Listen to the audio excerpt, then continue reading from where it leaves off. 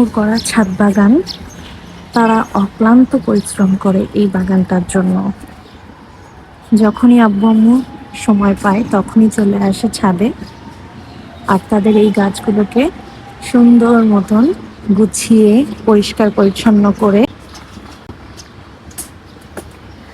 আসলে গাছ লাগানো বা এর পরিচর্যা করা অনেক ধৈর্যের ব্যাপার, সবার দ্বারা আসলে হয় না।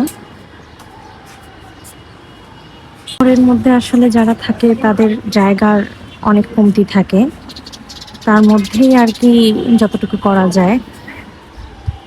মানুষের শখ বলে কথা। এটা হলো আলু শাক। মেবি এখানে দুই রকমের শাক আছে। এটা হলো পুদিনা পাতা। এখানেও মেবি কোনো কিছু চারা বসানো হয়েছে। এটাও আরেকটা শাক, এটাও আলু শাক।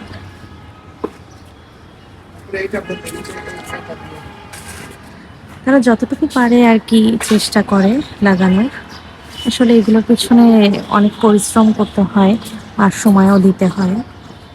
সব সময় আসলে সময় দেওয়াটা হয়ে ওঠে না, তারপরেও তারা যথেষ্ট চেষ্টা করে।